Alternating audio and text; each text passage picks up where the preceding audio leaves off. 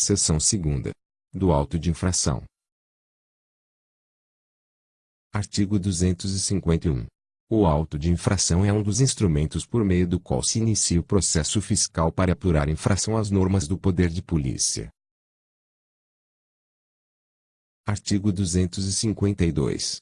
O auto de infração, cuja cópia será entregue ao autuado, será lavrado, exclusivamente, por servidor municipal, e conterá: Inciso 1º. A qualificação do autuado. Inciso 2º. O local, a data e a hora da lavratura. Inciso 3º. A descrição clara e precisa do fato. Inciso 4º. A disposição legal infringida e a penalidade aplicável. Inciso 5º. A determinação e o prazo para o cumprimento da exigência, bem como a intimação para oferecimento de defesa, no prazo de 10 dias. Inciso 6º. A assinatura do autuante, a indicação de seu cargo ou função e o número da matrícula. Parágrafo 1º. As omissões ou irregularidades do auto não importarão em nulidade do processo quando deste constarem elementos suficientes para determinar, com segurança, a infração, o infrator e as falhas não constituírem vícios insanáveis.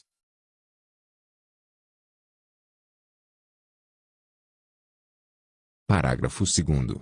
O auto será processado observada a ordem sequencial, com as folhas numeradas e rubricadas, e os documentos, informações e pareceres em ordem cronológica. Parágrafo 3º. No mesmo auto de infração é vedada a capitulação de infrações diversas previstas em legislações distintas. Artigo 253.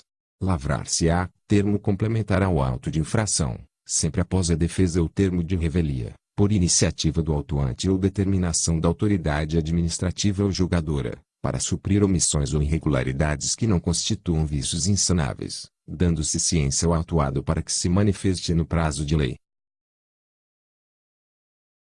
Artigo 254.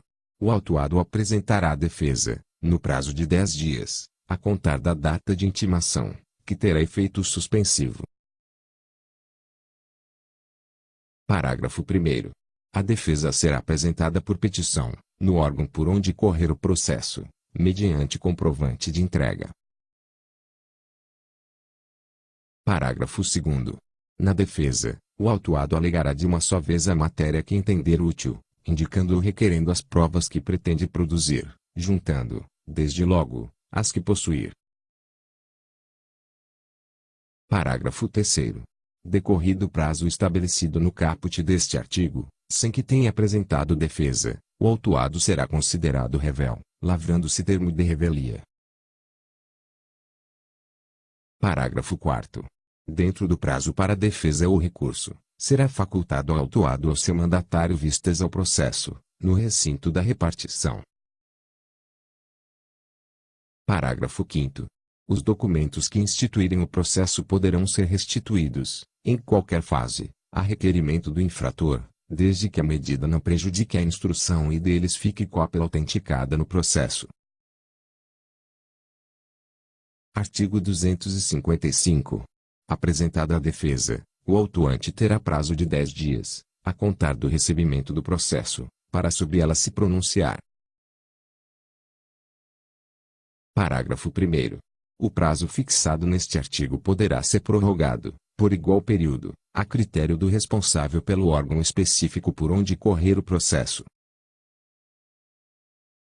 Parágrafo 2º.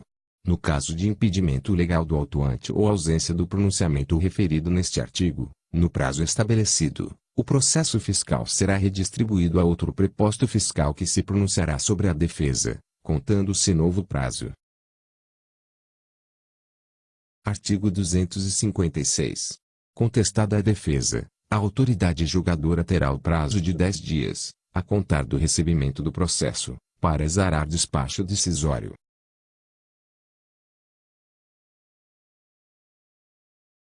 Parágrafo 1º. Não se considerando, Ainda, habilitada a decidir, a autoridade julgadora poderá converter o processo em diligência, determinando a produção de novas provas, ou submetê-lo a parecer jurídico. Parágrafo 2º. Para cumprimento da diligência ou emissão de parecer será fixado prazo não superior a 30 dias. Artigo 257. A decisão será proferida por escrito, com simplicidade e clareza, concluindo pela procedência ou improcedência, total ou parcial, do processo fiscal. Artigo 258. Da decisão será notificado o interessado infrator, por instrumento de comunicação contrarrecebível via postal, com aviso de recebimento, ou registro em livro de protocolo.